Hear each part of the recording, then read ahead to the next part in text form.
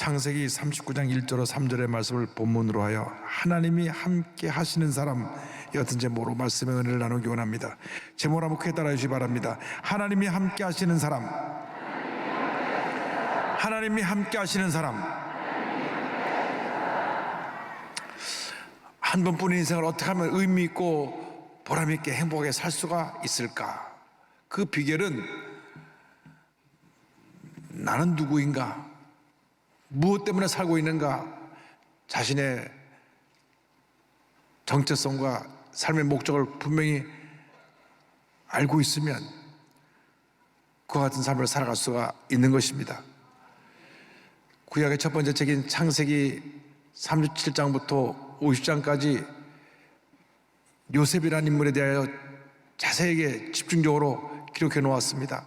요셉은 하나님이 함께 하시는 사람이요, 자기가 누구이고 무엇을 이루기 위해서 살아가야 될 것을 분명히 알고 살아간 사람이었습니다. 그래서 하나님께서 요셉의 일생에 복을 주신 것입니다.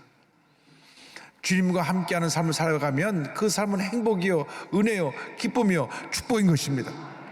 그런데 요셉에게 우리가 주목해야 될 첫 번째 내용은 그가 꿈꾸는 사람이었다고 하는 것입니다. 요셉은 꿈꾸는 사람이었습니다. 장차 위대한 인물이 될 꿈을 꾸었습니다. 그래서 그 꿈을 형들에게 이야기했습니다. 창세기 37장 5절로 8절입니다. 요셉이 꿈을 꾸고 자기 형들에게 말하며 그들이 그를 더욱 미워하였더라. 요셉이 그들에게 이르되 청하건대 내가 꾼 꿈을 들으시오. 우리가 밭에서 곡식단을 묶더니 내 단은 일어서고 당신들의 단은 내 단을 둘러서서 자라더이다. 그 형들이 그에게 이르되 내가 참으로 우리의 왕이 되겠느냐, 참으로 우리를 다스리게 되겠느냐 하고 그의 꿈과 그의 말로 말미암아 그를 더욱 미워하더니, 꿈 없이 살던 형들이 꿈꾸는 동생을 미워했습니다.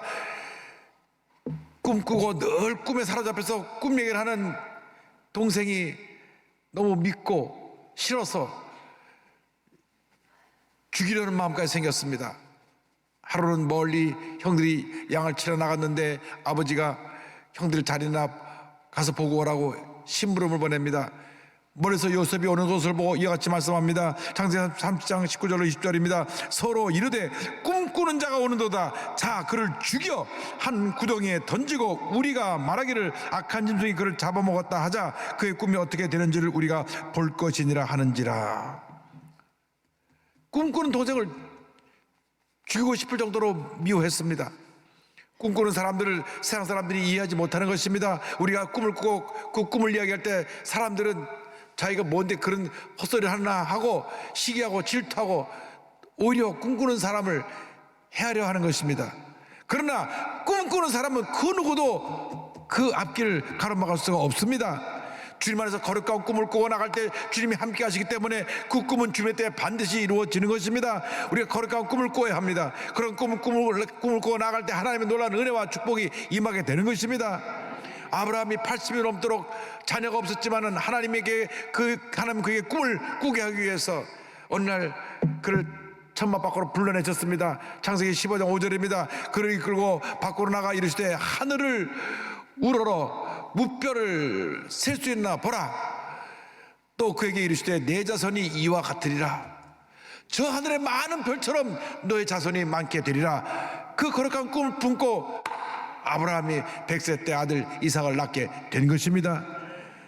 꿈을 꾸면 그 꿈이 우리의 삶을 미래로 이끌어가는 것입니다. 꿈이 기적을 만들어내는 것입니다.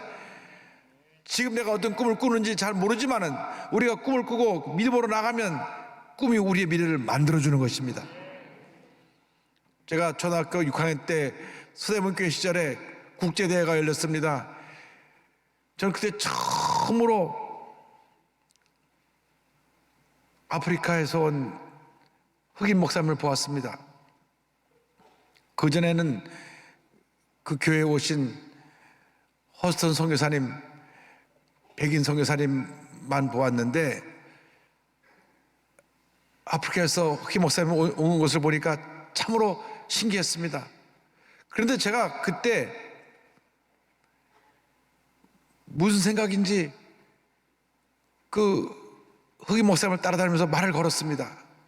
제 손에 검은 점이 있는데 내 손을 가리키면서 내 색깔하고 당신 색깔하고 피부 색깔하고 색깔이 같은데 그러면서 내가 당신의 나라 가서 복음을 전할 거라 그랬습니다. 그리고 세월이 한참 흘렀습니다. 1993년 아프리카 케냐에서 조영기 목사님을 모시고 아프리카 성령화 대성회가 열렸는데 일주일간 성회를 열었는데 제가 참 젊었죠. 첫째 날, 둘째 날 제가 말씀을 전하게 됐습니다. 우르팍에 수많은 사람들이 모였는데 제가 강사장에 올라서 기도하는데 하나님께서 27년 전에 그 꿈을 자세히 보여주셨습니다. 네가 그때 어린 시절에 흑인 목사 따라다니면서 아프리카 가서 복음을 전한다 하지 않았느냐. 그 꿈이 오늘 이루어졌다. 할렐루야.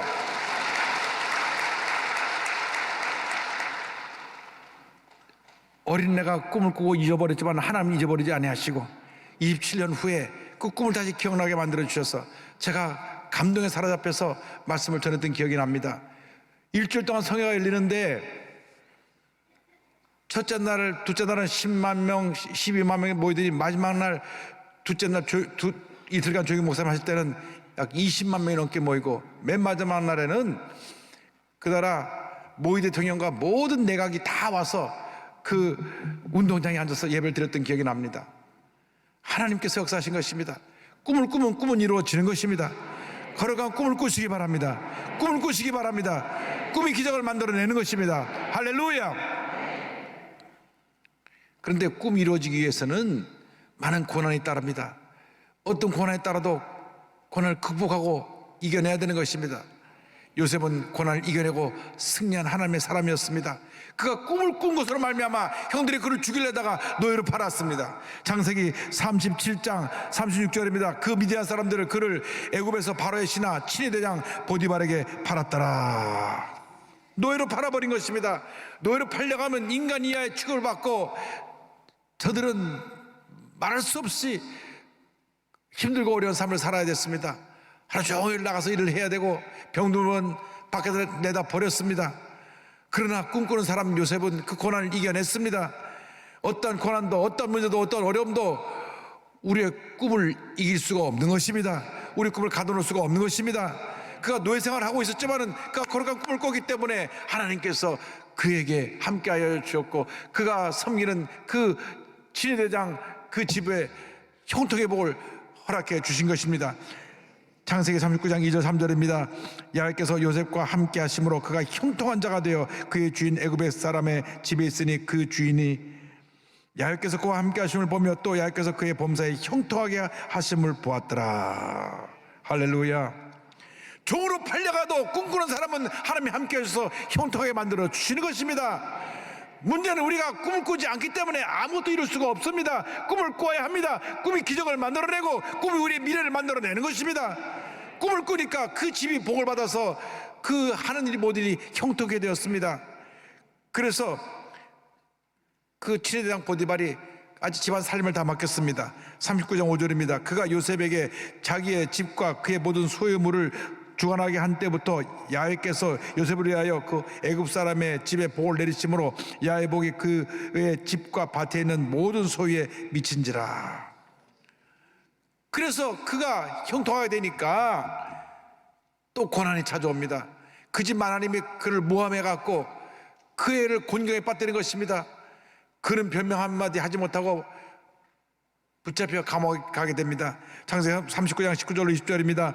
그의 주인이 자기 아내가 자기에게 이르기를 당신의 종이 내게 이같이 행하였다는 말을 듣고 심히 노한지라. 이에 요셉의 주인이 그를 잡아 옥에 가두니 그 옥은 왕의 죄수를 가두는 곳이었더라.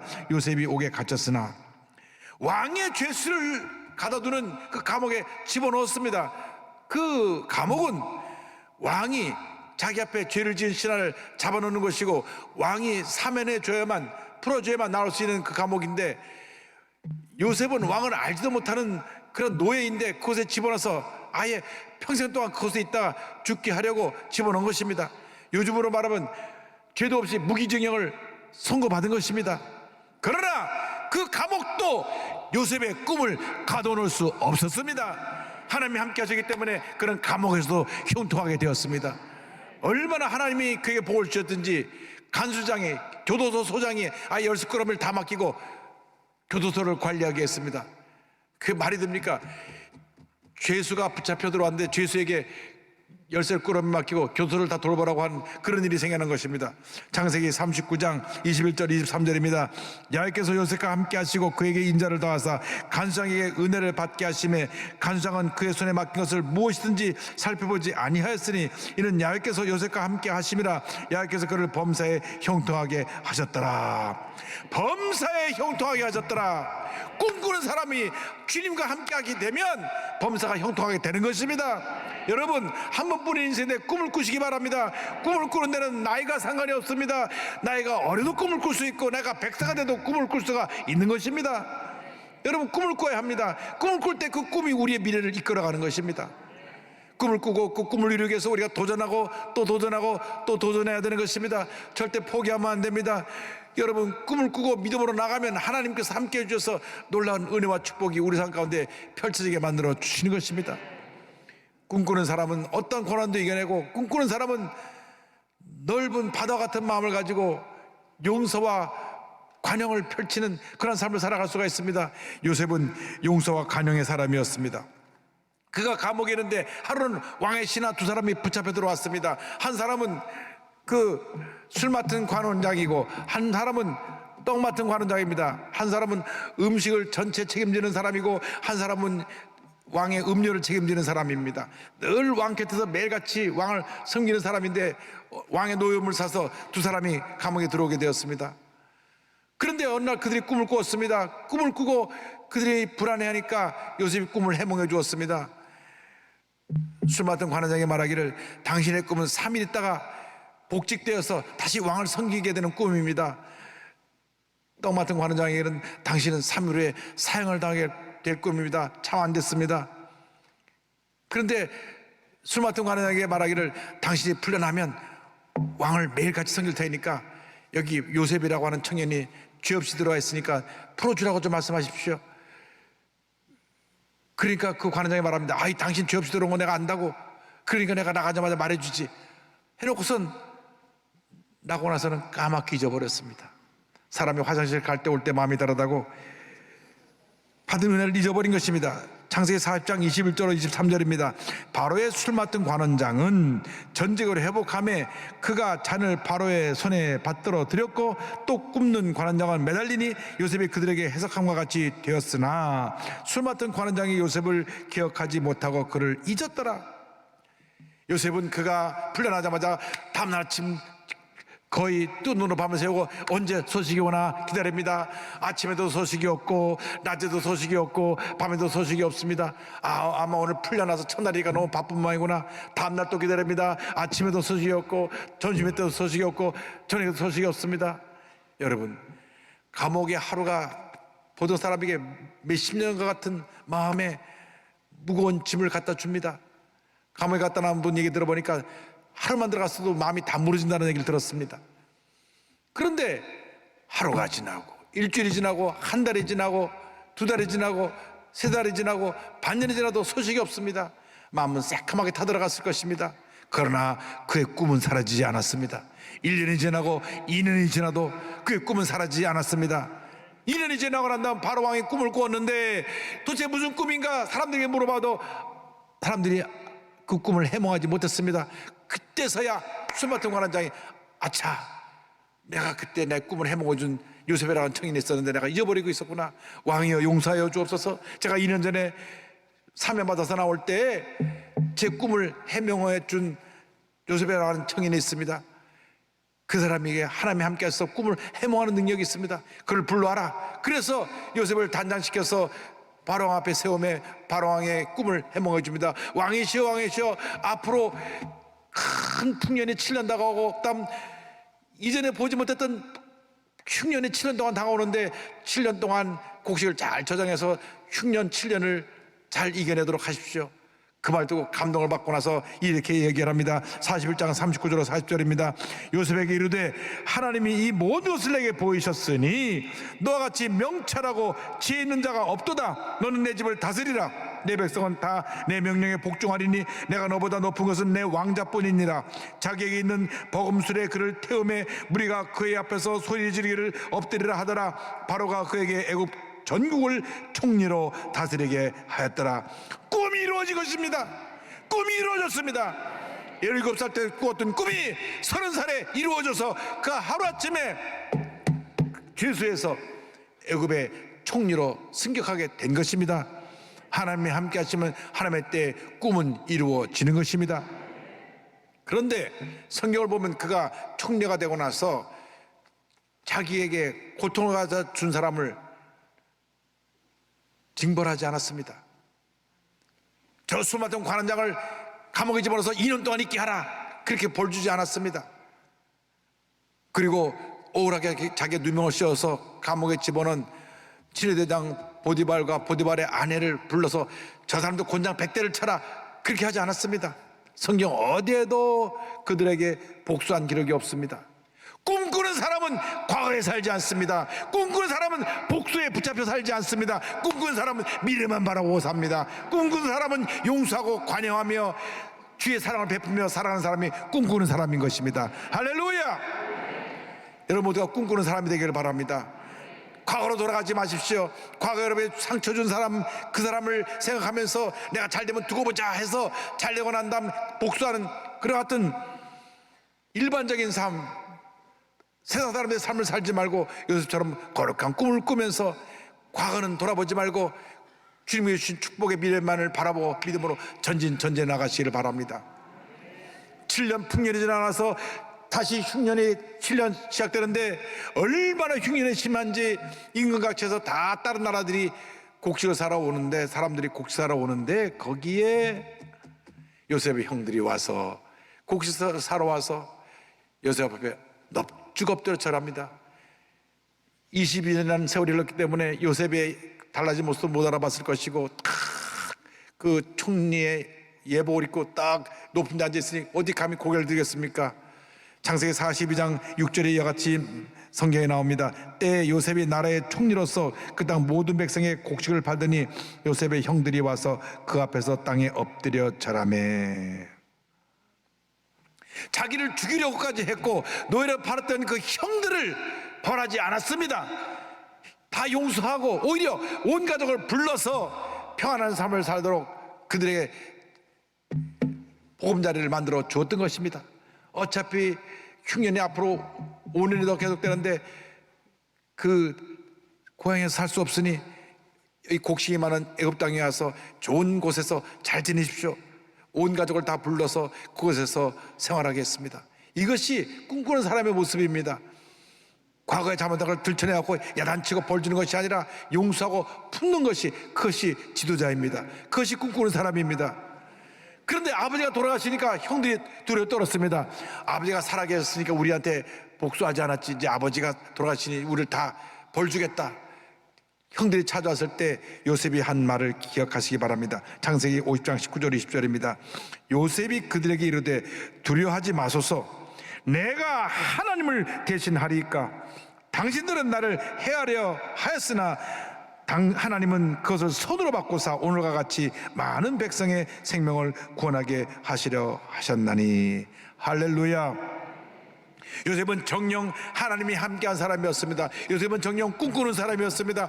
꿈꾸는 사람, 하나님이 함께한 사람이 되었을 때 모든 고난을 이겨내고 이같은 위대한 역사를 이루는 하나님의 사람으로 쓰임을 받게 되었던 것입니다. 고난 중에 주님을 만나고 주님 안에서 꿈을 꾸어 나갈 때 하나님의 은혜와 축복과 기적이 임하게 되는 것입니다. 고난 가운데 주님을 만나 거룩한 꿈을 꾸며 믿음으로 전제에 나아간 다하라 요네코라고 하는 분을 소개합니다. 다하라 요네코는 1937년 5월 11일 도쿄에서 사남 3녀 중에 막내로 태어났습니다. 어머니가 42살에 낳은 딸입니다. 어머니의 사랑을 많이 받고 살았는데 18살 때 어머니가 뇌출혈로 세상을 떠납니다. 그러니까 자기가 이렇게 의지했던 어머니가 세상을 떠나니까 충격을 받아가지고 인생 살아 못하나 어느 날 달려오는 전차에 뛰어들었습니다. 그런데 피투성이가 된 그를 건져내서 그를 살려냈는데 눈을 떠보니까 두 다리가 없어지고 한쪽 팔도 없어지고 오른쪽 팔도 손가락 2개가 날아서 손가락 3개만 있었습니다. 온몸이 붕대를 감겨 있는데 그는 울고 소리 지르며 왜 나를 죽게 내버려두지, 왜 나를 살렸냐고, 죽겠다고. 그런데 손가락 3개 가지고는 죽기도 쉽지 않았습니다. 죽는 날만 바라보며 있었는데 그 병원에 맥클로이라는 선교사님과 아키도시라고 하는 통역을 하는 신학생이 찾아와서 복음을 전합니다. 나같이 모든 것을 다 잃어버린 사람을 왜 찾아오냐고, 난 죽는 날만 기다리는 사람이라고. 그런데 또 와서 복음을 전하고 또 복음을 전하고 또 복음을 전할 때 마음의 문이 열렸습니다. 저 사람들은 누구길래 나같이 이상 누구도 돌아보지 않은 사람을 와서 저렇게 와서 예수의 사랑에 대해서 증거하는가. 그들이 놓고 간 성경을 펼쳐보다가 어느 날 고린도후서 5장 17절의 말씀이 팍 마음에 뛰어들었습니다. 그런즉 누구든지 그리스도 안에 있으면 새로운 피조물이라, 이전 것은 지나갔으니 보라 새 것이 되었도다.